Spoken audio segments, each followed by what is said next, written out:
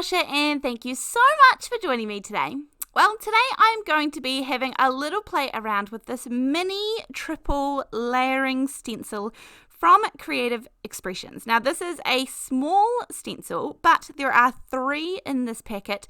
And what I found most interesting about this is that this creates a repeating pattern.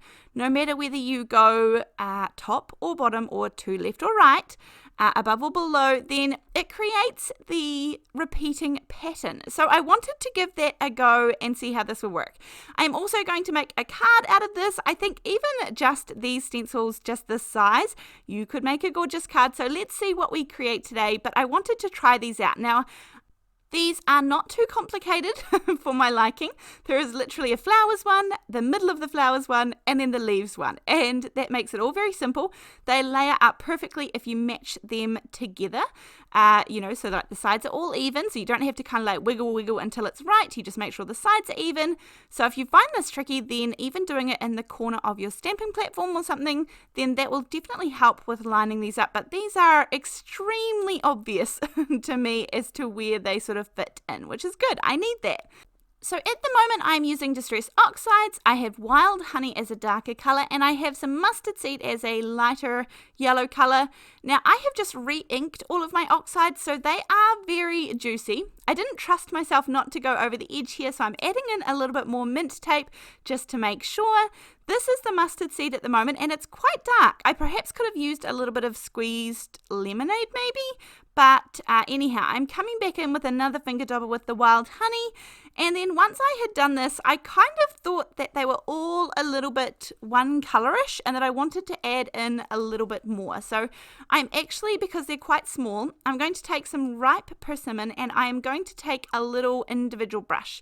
I was going to use a finger dauber, but then I think it's just a little bit too big and I couldn't get in just fine enough details. These little brushes have probably been a bit of a game changer. I don't necessarily love that word. It feels quite big, but they really have helped out my crafting a lot, just mainly with stencils and then with colouring in things and not having to have stencils that coordinate with stamps and embossing folders. These make life a whole lot easier for colouring. So I've done my sort of first layer here, my base layer. Although considering that none of these sort of overlap each other, I guess there is no base layer. It's all sort of individual. So you're never inking on top of what you have already inked. So that's something else I love. You don't have to think about the order of these. Any order is going to work fine. Then some of the leaves match up with the sort of the one that you've already done. So the petals of the flowers. So I just lined those up. It was pretty easy. Obviously you can see through the stencil. And then I was good to go again. So I put down that little bit of tape because I didn't trust myself. I very quickly go over. I'm not sure whether you're sort of meant to complete the pattern first and then move on to creating another pattern. I wasn't sure about that, but anyhow, this is the order that I did it in because I had the inks open and ready to go. So I just did exactly the same because I want this to look sort of continuous, like perhaps it was one stencil that you just did, a big 6x6 stencil or something. And of course, I just picked a random scrap piece of paper to do this on, so I didn't think about making sure that you could go up and down as well, like above and below it. But it does look like when you kind of hold the patterns up that it's going to work perfectly for doing that too. So this is 2 side by side. They matched up fairly well. There was one bit that I accidentally had covered with the tape, but that's okay. It worked pretty well.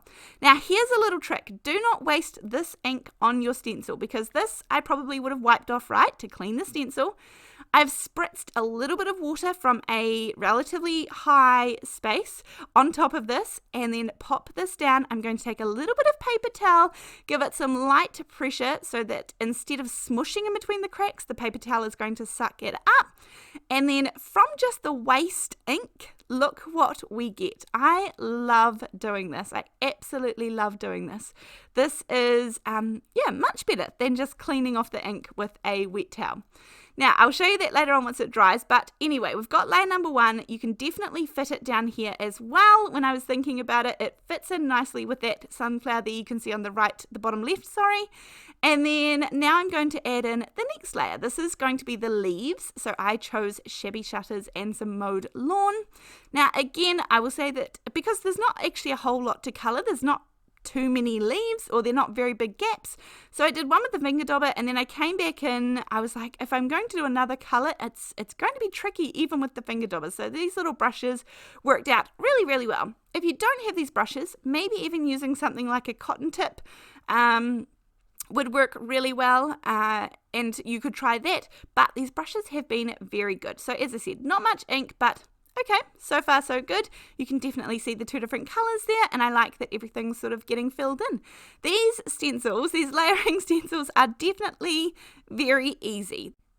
As much as I love a good ink layering situation going on with the stencils, it is a breath of refreshing air to just know that you can put these in any order, put colour through, and you're going to get the great results.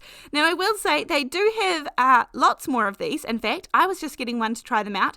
There's another little blossom one that I think I might invest in because that one looks really cute as well.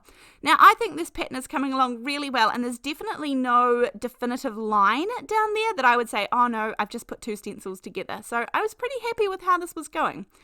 I used a little bit of vintage photo brown ink. I went really light to begin with, and then when I took it off, I didn't like it as much. I think I needed to go a bit darker. Now, the other thing I sort of wanted to play with this is that what if I filled in some of the white spaces? So at the moment, I truly just followed the stencils. I just stenciled. Whereas, what if we filled in some of the white spaces and gave them a few more details? So I thought I wouldn't do it for this one, but that was what I was thinking all along. I was like, what if we joined up some of the colour? What if we coloured in between where the white spaces are a little bit? What if we added detail into the centres of the flowers? What if we, lots of things. But anywho, I think this works nicely both ways. It could go portrait, it could go landscape. We're going to move on to actually creating the card. I've got these are called stitched labels from Fawn. Now, when I am die cutting these, I'm always going to die cut lots of them because I just store these in the back of the packaging, and that means that whenever I next come to do it, hopefully I don't have to die cut. So they're just very, very, I wouldn't say plain, they've got gorgeous stitching and they're gorgeous shapes, but they're just something I can see that I can use on lots of different cards, and I love the idea that I can just pull them out and go without having to die cut if I've got some stored in the back. Now, this is the bird layering from Sizzix. I can't remember the proper name, but I just like that little birthday wishes down the bottom. That's all I want from this set. And I'm going to use some Pinecone ink. I don't like the way that it's stacked, though. Maybe I should cut it apart permanently. But instead, for now, I'm just going to do a little bit of masking with some mint tape and do them separately. And then that way I can stack them more evenly on top of each other. I think it does sit the way that they've got them stacked. It does sit really nicely on top of, sort of to the right of the bird's tail when you're stamping. So I will say it sort of evens out really nicely there. But when I'm using them for a different set, then I like to do it differently. But that's okay. Now, this was kind of funny to me because at this point I decided I did just want a single little panel. But I had experimented and I had figured out that yes, they do go together really nicely. The repeating pattern works very well, I would say, without effort, without too much work. I don't want to have to sit there and see, spend 10 minutes shifting it around and around, trying to see how the pattern may or may not work. I liked that it just went together, so that was really easy. But I did decide I just wanted a tiny little panel because I wanted a yellow card front. I wanted it to be bright yellow. Now, I don't have coloured cardstocks for card bases, so I just create them. I am just going to put a protective layer behind and inside this, and then I use that mustard seed colour, and I'm going to make my yellow card base. Now, I know we've been seeing these a lot, but I really love these. These are the ModaScrap framed rectangles. I've not heard a lot about the company ModaScrap, and I don't really know much about it, but I do love these rectangles, and again, I just die cut lots of these, store them in the back, and then times like these when I just want one of them in a plain white, super simple to be able to grab it out and just be good to go. No die cutting involved. Then I did pop this little sunflower on a brown piece of cardstock. Then I'm going to pop it on that plain white framed rectangle. I just think this frame is a little bit different than what anything I've got. I know I've used it on a few videos now, and I'm going to tell you it's coming up in a few more as well. But that is the name of the game, that we want to make sure that we're using our craft products that we buy and we purchase and we invest in. Now, I've got this gorgeous, I really like this. I think this stands out really lovely, and I don't think it matters which way up this goes. I was thinking about putting some cord around here, but I actually just went with a really fine gold thread, and I think that's plenty. I didn't want to take away from the little bit of sunflowers that we had created. This is really a strong focal point when it's such a small aspect of the card. When it's going to go in the center, it makes for a really big border around it, so I didn't want to cover up too much. That's why I've gone with a little sentiment, a little bit of gorgeous gold that shines when you move the card around, and I love that it pops that yellow in the background. I'm going to pop a little bit of foam tape on the back of the birthday wishes and then pop that in the front too, and then this gorgeous card is finished. But don't forget that I absolutely got that stencil print, which is just one of my most favorite things to do. It's like a 2-for-1 when you've already got the ink on the stencil, so that is always a good feeling. But here is the finished card for today. I hope you enjoyed this card with me. I certainly enjoyed making it. It's very bright and beautiful. Here is the gorgeous print, which I can't wait to make into something too. Thank you so much for joining me. I will have supplies linked below, but I will see you in the next video. Thanks, bye!